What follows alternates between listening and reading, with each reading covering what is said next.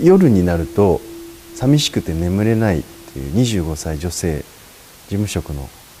方からの質問です。それで夜になると寂しいから寝れないで、寝れないから携帯電話をいろいろいじってしまう。で結果的に寝不足になって次の日仕事のパフォーマンスが下がるっていう、悪循環ですよね。この人の問題なんですけど、まず社会人であれば一番は、寝れないことで翌日の仕事に差し支える。それはやっぱりまずいですよね。で、何が良くないかっていうやっぱり眠そうなはずだし、いつも疲れてる感じがすると思うし、そうするとこう周りの人に対してもいい印象をやっぱ与えないし、接客じゃないのかもしれないですけど、当然会社の周囲の人たちにとっても知らないうちにこうなんか不機嫌そうに見えたり調子悪そうに見えたりということは、特に、女性であればその辺のところって期待されると思うんですよね。事務職だったら余計、事務職は暗くていいくて営業は明るい方がいいっていうことは絶対ないので、事務所内のおじさんたちにとったら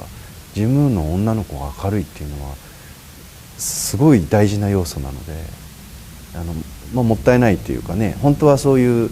意図して暗くしてるわけじゃないんだけど、寝れないことでっていうマイナス面がいっぱいあるし、恋人だけじゃなくていい出会いをこういう人って逃してしまうので、疲れた感じがしてる女性はそこがもったいないですよね。友達との出会いとか、新しい出会い、新しいチャンスをことごとく逃すっていう悪循環、それはもう本当に、マイナスになっちゃうかなと思いますね。あとは仕事上でのミスを犯しやすくなる可能性がやっぱ高いですよね。でそのことで他の人の迷惑をかけてしまうし、睡眠不足になってくると自分にどんどん自信がなくなっていくので、肉体的に疲れていくことで精神的に自信がなくなるっていう、でそのデメリットはものすごく大きいです。本人が思ってる以上に大きいですね。あとはね、判断力が鈍ります。それは仕事の判断だけじゃなくて、本当に大事なさまざまな判断に対して非常に良くない判断を下してしまうので、基本的に睡眠不足の人の人生っていうのは、悪いことばっかり起きてくる可能性があります。年取れば取るほど、若いうちはまだね、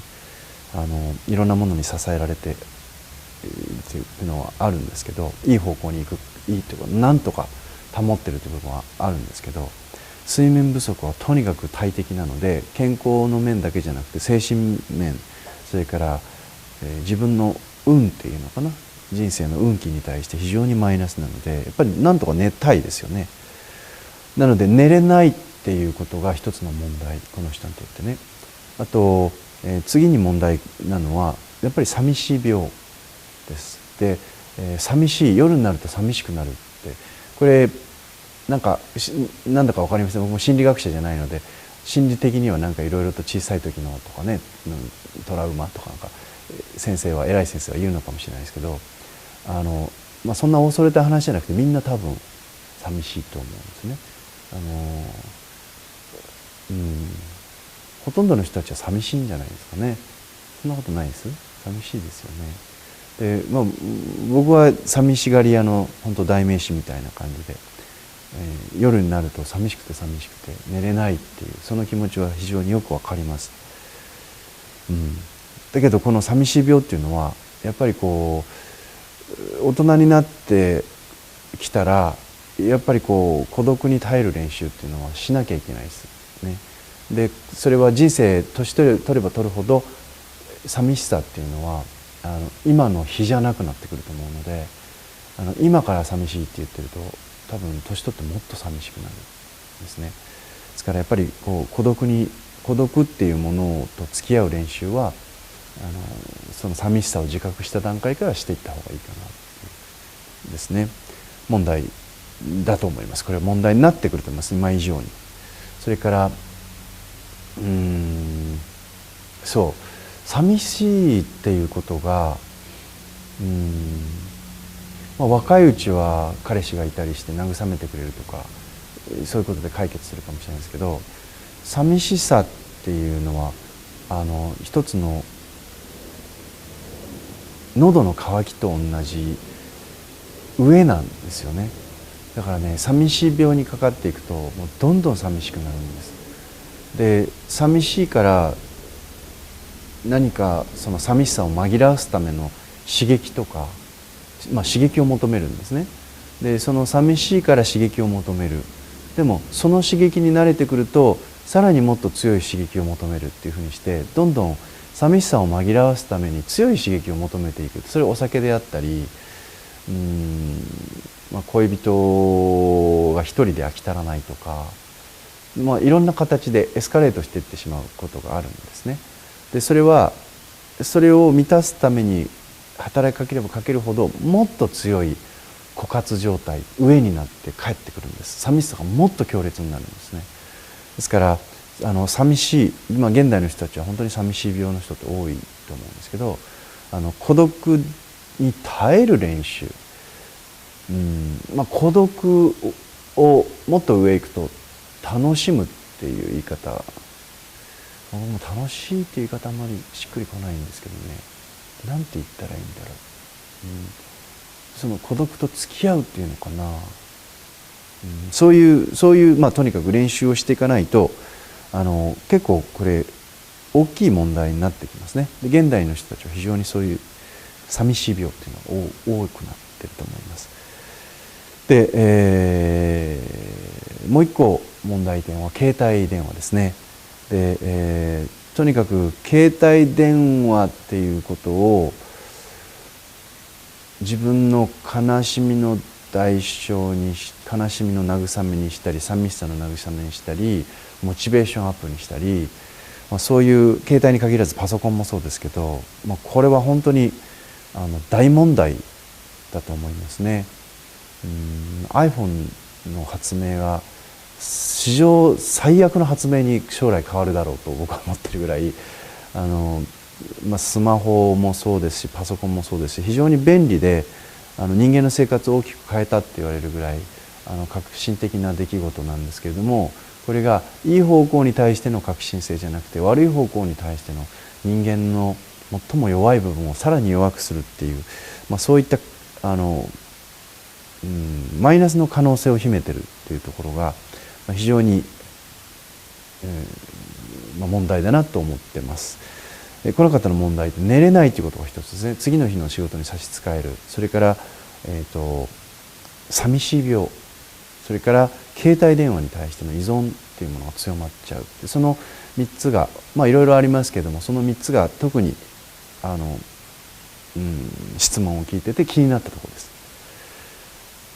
で、処方箋なんですけど、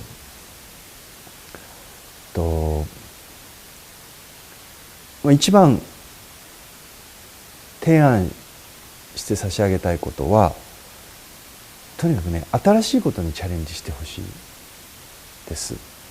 で、寝れないっていうのは精神論じゃないんですよ。肉体の問題なんです。で、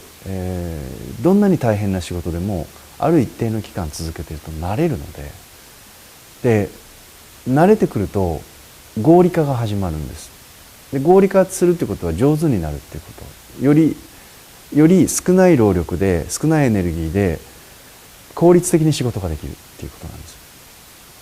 で、そうするとどうなるかって言ったら、全く初めてスキーに挑戦した、スノボに挑戦したってなると、もうくったくたになって次の日筋肉痛になってという状態ですけど、もうシーズン通して何回も何回もスキーで行ってる人はスノボに行ったからといって筋肉痛にもならなくなりますよね。で、そういうふうにして体が合理化されていくっていうことですね。で、自分の知識とか技術とかいろんなものが合理化されていくっていうことは、心身がくたくたになる必要がないんです。で、体っていうのはくたくたになると寝るようにできてるんですね。だから単純に寂しいから寝れないっていうよりも、くたくたになってないので寝れないっていう状態です。で、これもまた現代病ですよね。もう心と体がくったくたになるまで疲れ切ってバターンって寝るっていう経験がないんですよ。でもそれは大人になればなるほどそういう傾向が強くなるし、仕事の内容によってもそういう傾向がやっぱり強くなるんですね。ですからもうそれに対して何とかできるのは自分だけなんです。方法一つとしては何か習い事してみるとか、新しいことに対してチャレンジする、もしくは仕事をもっとやっぱりくったくたになるまで一生懸命やった方がいいですよね。会社にエレベーターがあるんだったらエレベーター使わないで階段ダッシュするとか、コピー取りに行くスピードを速くするとか、なんかこう頼まれてないのに全員にお茶組みをするとか、自分でそうやって追い込んで肉体的に精神的に疲れていくぐらい、とにかく体を使う、頭を使うっていうことをやっぱりやって、体に「うわ疲れた」って言って、もうなんか化粧も落とさずにお風呂も入らずに、私臭いけど寝るぐらいのそういう状態ぐらいまでくったくたにして自分の体が本当に生理的に生物としてもうダメ、あんたは休みなさいっていう体の機能が働く状態にしないと、もう理屈じゃないんですよね、眠いっていうのは。でそういう状況にまで疲れさせるっていうことですよね。だからこう寝不足で眠いじゃなくて、もう一生懸命働きすぎて、一生懸命新しいことにチャレンジしすぎて眠いっていう状態を作るっていうことですね。でこれがなかなか難しいっていうことです。で、逆に言うと疲れないように生活してしまう、特に女性はそうかもしれないですけど、疲れないように 100% 自分の力を出し切るっていうものは学生が終わるともうやらないんですよね。学生時代にすらやってないっていう人、小学校の時からそういう状態で来てる人たちっていうのはもう不眠症になります。で心配事ばっかり、寂しさだけじゃなくて、今度結婚して家庭ができるともう子供のことばっかり心配してるんですよ。ですからで子供が帰ってこないとか、子供が帰るとか、夜布団に入ってから執行が始まるので、それまではずっと作業してて、布団の中入ってから心配事がいっぱい出てきて目がパッチリしちゃう。でそういう状況の女性って意外にそういうおばさん多いんですよ。だけどそれはね、やっぱり一生懸命働いているようで本人にとっての 100% じゃないんですよね。もう日常のルーティンを忙しそうにやってみせてるだけの話で、本当に必死でやってないっていう。だからもし必死になれないんだったら必死になるぐらいの新しいことにチャレンジするってことですよね。オートバイの免許とか取ったらどうかなと思うんですけど、命の危機を感じないとダメなんです。命の危機を感じないとダメです。で例えばそれは私自身も空手をずっと選手としてやってたので、空手ってもう素手素足で殴り合って倒してしまうって他の人から見ると、わあそれはね大変な競技でしょって言うけど、やっぱりもう15年20年ってやってると、当然自分よりものすごい強い人と当たった時はもう命の危機を感じますよ。緊張するんですね。だけど、日常の稽古の中では一生懸命やってもやっぱりねそこまでくったくたにならないんですよね。やっぱり合理化されていくから、上手になっていってるから。で例えば、お寺でいろいろ山の管理をしたりとか農作業をしたりもするんですけど、もうくったくたになってバタンキューになってその日寝る。どんなに見たいテレビがあっても、どんなに楽しみななんでしょう、本を買ってそれ読みたいなと思っても、どんなに彼女に会いたいなと思っても、もうくたくたになって寝てしまうっていうことは、命の危機を感じるぐらいの新しいことにチャレンジした時です。で今でもものすごくよく寝れるのは、枝打ちって木に登るんですよ。で木に登って、でやっぱり10メーター高い木だとね、15メーター20メーター近いものすごい大きな木とかがあって、そういう木の上でこう枝を打っていくんですね。で命綱をつけてやるんですけど、一歩間違えるとチェーンソーで手を切断、顔を切る。チェーンソーを持って登るので、それで、なんですよね、もう仕事の作業に夢中になって、で、一歩間違えれば落ちて死ぬっていうところを体が恐怖として感じているので、もう作業に慣れて別になんていうのかな、自分では逆に余裕で落ち着いて、焦っちゃダメだから落ち着いてやって落ち着いてやって、この手順でこういうふうにしてちゃんと命綱つけたなって、その無意識でもできるようになってやってるんですけど、夜もうご飯食べてまだやらなきゃいけないことがあるのに、もうこういう状態です。高校生の時の宿題をやってる時の眠たさですよね。もう抵抗できない眠さっていう。でそれは何かって言ったら、体が命の危機を感じるぐらい必死な状態に追い込まれてるっていうことね。あとやっぱり一生懸命やらざるを得ない、集中せざるを得ないっていうことです。だからものすごい集中力、ものすごいそうですね、集中力ですよね。自分の命の危機を感じるぐらいの集中力っていうものを発揮した時っていうのは必ず人間は休息を必要とするので、生物として。なのでちょっとそこまでの状態っていうのは難しいかもしれませんが、なんか体がとにかくクタクタになる状態っていうのを経験させて、で自然にバタン球で寝るっていうことをすると、その睡眠覚醒のサイクルがはっきりしますですね。であとは、朝何時に出て行かれるかわからないんですけど、朝日を浴びるっていうのも体内リズムが整うのでとてもいいと思いますよね。あと夜は携帯電話もそう、テレビもそう、ちっちゃい電気も全部消して真っ暗にして寝る。で朝日を体にしっかり浴びて目の中に光を入れるんです。でそうすると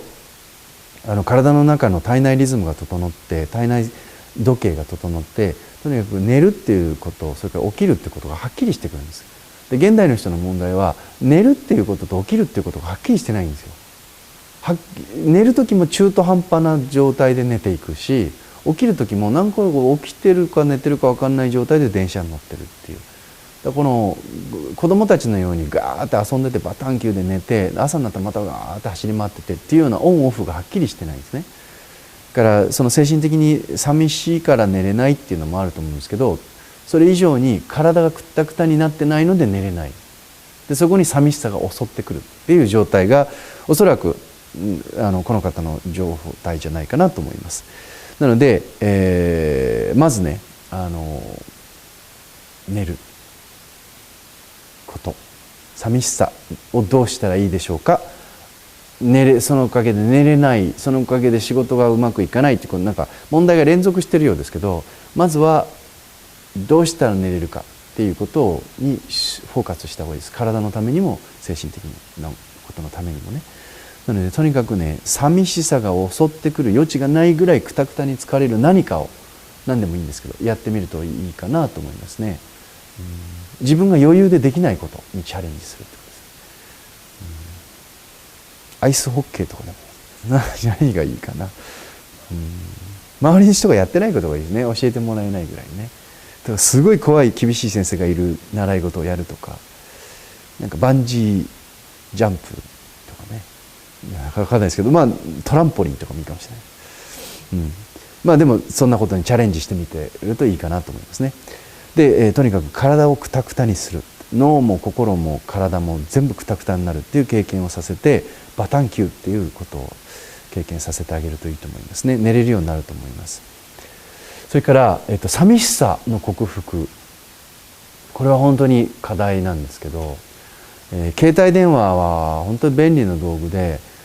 自分の気を紛らわすことができるっていうすごいツールですよね。最大の発見ですよね。でいろいろな細かな感情とか寂しさとか悲しさとか、空いた時間とか、もうあらゆることが詰まってますね。小さななんか10センチ5センチぐらいの四角いね、その機械の中に。でもうとにかくあれは悪魔なので、中に流れている情報っていうのはほとんどゴミですから、だから僕は携帯電話っていうのは本当にね、見れば見るほどゴミ人間になっていくです。で、あれは使いこなせる人と使いこなせない人がいて、で世の中の 99% の人は使いこなせないんです。携帯電話に使われてるってことですね。で携帯電話を使いこなせてるような気になってるけれども、本当にゴミを毎日毎日ゴミ情報を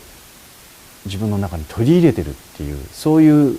むしろ意識を持った方がいいかもしれません。あれを見てて立派な人間になることはありませんから。だから子供たちに携帯せがまれてもそんな必要がないですよね。携帯電話を見ててなんか天才になりましたってことは多分ない。人の流している情報の垂れ流しをいいか悪いか判断できないまま、選択肢がないまま見せつけられるので、全部本人が見ているものの意識に最適化されて携帯のシステムはできてますから、だから本人が、いろんなキーワードを入れますよね。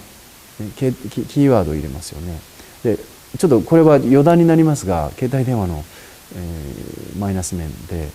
余談になりますが、自分は携帯を通してインターネットを通して世界と触れてると思ってるんですよね。違うんですよ。自分は携帯電話を通して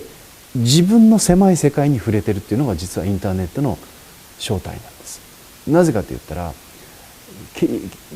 ンターネットっていうのは検索の文化なので、自分がキーワードを入れないと何も出てこないんです。パソコンを立ち上げてじーっとしてたらいろんな情報が出てくることはないんです。テレビはまだ出てきます。インターネットは検索キーワードを入れて初めて検索キーワードに関連する情報が出てくるんです。だから本人が持っている検索キーワード以上のものは出てこないということです。つまりそれは何かというと、その人の頭の中にあることがちょっと拡張するだけっていう話です。そしてそこに出てくる宣伝から何から全部、Google とか Yahoo さんとかねが最適化して、この人はいつもこういうキーワードを調べてるな、じゃあこういうキーワードに関連する広告を出しましょうって言って全部操作されてるんですね、裏で。だからインターネットを見てるっていうことイコール自分の頭の中の脳内に引きこもってるっていうことなんです。全く世界と触れてないので新しい世界に接しないんですね。ですから非常に退化した人間ができます。ですから必ずインターネットを使いこなす人っていうのはリアルの世界です。インターネット以外のところでさまざまな体験をしてさまざまな経験をして、そこで自分のキーワードを広げながらインターネットを利用しているということです。ですから寂しいと思っている時に多分見てる携帯電話って、これ裏で最適化されて、その人の寂しさっていうものを紛らわすための情報をその人用にどんどんセットアップされてるって思った方がいいぐらいだから非常に危険な状態ですね。なんか今おいくつなのかわからないけど、ずっとそれ続けてるとただの寂しいおばちゃんになっていく、ただの寂しいばあちゃんになっていく、こんな厄介な存在ないですよ。寂しい寂しい寂しいで、結婚したら旦那さんに寂しい寂しい言うし、寂しさを紛らわすためにもうふらふら幽霊のように出ていくようになりますね。で今度子供ができたら自分の寂しさの埋め合わせのために子供を利用するようになります。無意識のうちで、自分がばあちゃんになったら自分の寂しさの紛らわせのために孫を利用すると最悪のばあちゃんです。最悪ババアですね、これ。だからそういう可能性にまっしぐらなんです。ものすごい危険なことです。でそれは危険ってあんまり思ってない。がんになる以上に多分危険、本当に危ないことなので、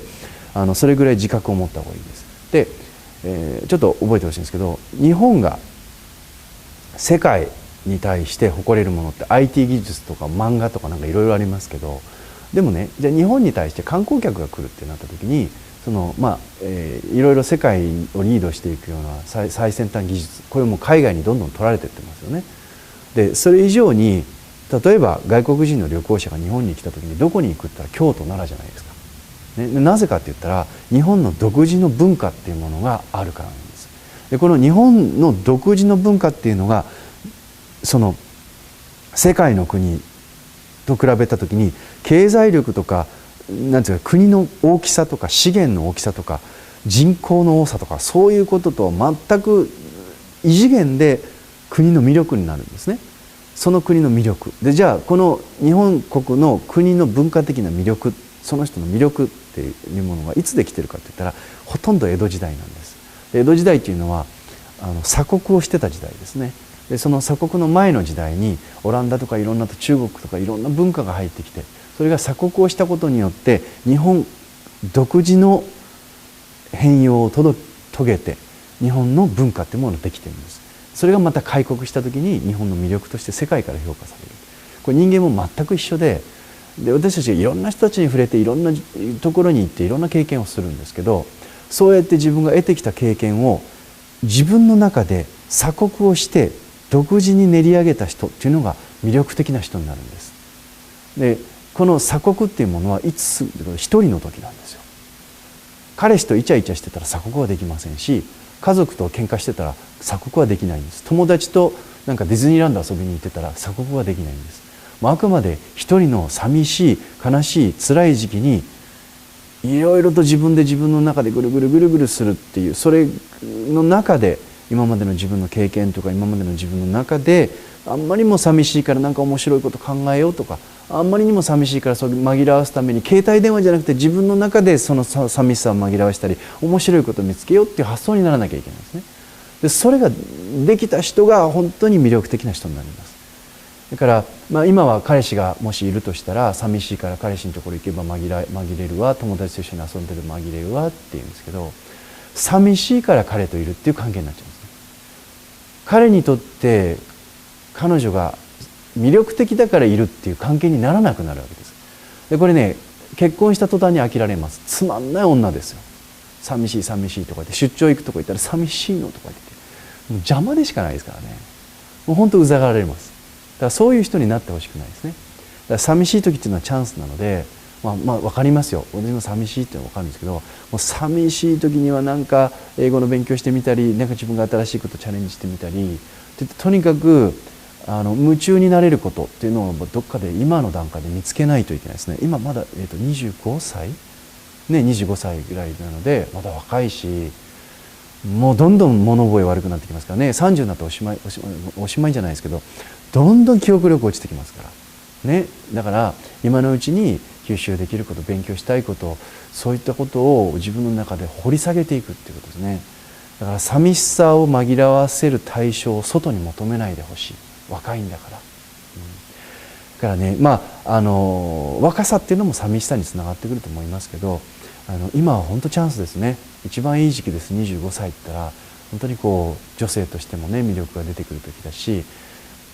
なんか人間としても深みが出る時期なので、ぜひね寂しさに負けないでっていう言い方もちょっと違うんですけど、寂しさを上手に利用してほしいですね。その寂しいわ、もう寂しくていても立ってもいられないのっていうその気持ちを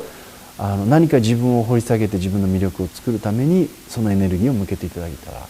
ら、本当に寂しさを感じてる時間はしこたまあるってことなので、この人の場合すごいいいと思います。寂しさを感じてる時間がない人っていうのもいるぐらいで、そういう中で寂しさにもう打ちひしがれるような時間っていうのがあるってことはもう非常なチャンスですから、ぜひそんなことで処方箋まとめると、なんか体をくったくたになるっていうような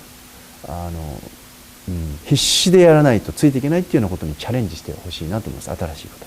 で、その上で寂しさを利用して自分の人間性であったり人間の魅力っていうものをね、